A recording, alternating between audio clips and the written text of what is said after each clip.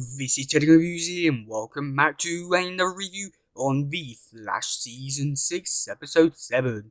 So in the last review, we saw the Flash teaming up with Ralph to try and find out a bit more about Sue, but instead, they end up uncovering some more very deadly and dangerous weapons on the market. So let's get into this one. Let's go!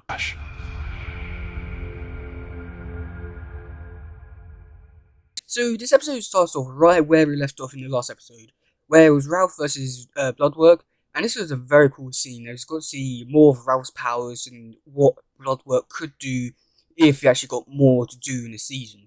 And this was an amazing scene, and then Ralph gets hit, and suddenly all Team Flash is there, and try to save him. But sadly, they couldn't try and save Ralph anymore because he's got elastic skin. Everything will just bounce right back up and off of him. So Barry decides to help out and phase the needle into him, but the only problem was that he had to give a blood transfusion, and this is where it gets a lot more confusing because Bloodwork was able to sneak some of his blood into Barry's, making him a bit delusional. I think, it was he goes home when he falls asleep. Yeah.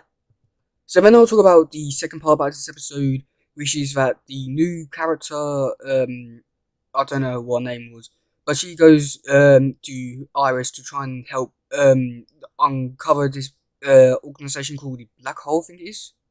But then later that night, the man who they interviewed got killed, and it was they all figured it out. And then she finds out that Barry's, or tells Iris that she knows that Barry's the Flash, and that's pretty much where the episode is for that storyline. The other part that has nothing really to do with this episode at all, but has a lot to do with Crisis, is that Nash was able to go to get his gun, shoot the whole wall down, and revealing this message. I don't really know what it stands for yet, but it's going to have a lot to do with the monitor. So I think that could be very interesting for Crisis. But speaking of which, we got Barry in his own mind, and here's a really weird thing. So, sorry if I do get things mixed up or don't remember them. That's just because there's a lot in here. Some key points was that Barry went to Joe's house for dinner, but then Bloodwork comes out with lasagna, yeah, and everything turns to blood. There was a bit where Barry tries to have tries to pick up Nora Allen as a baby, but he couldn't, and then that was quite emotional. And then he speaks to Team Flash one-on-one, and we got to see Reverse Flash, so I don't really know if that's supposed to lead to anything. As of right now, I'm pretty sure it won't yet, but with the following Crisis, I'm pretty sure it might have something a lot to do with it. But there was pretty much not really much to do with that at the end. But Barry was able to wake up after his heart stopped working, I think it was, or he was nearly dying.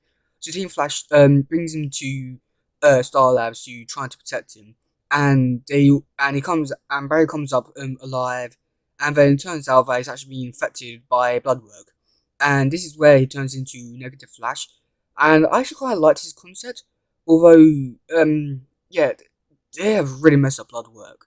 Because I feel like they should have done a lot more with him, other than just have 8 episodes. And really, in these 8 episodes, he hasn't really done much.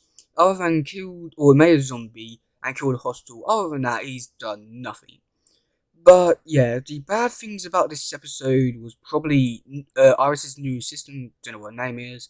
Good things was the Negative Flash and Barry trying to basically try to cope with him not being there after the Crisis. But yeah, that's it for today, guys. If you lost on, please share, like, subscribe, and all that stuff. Goodbye, yo. Bye.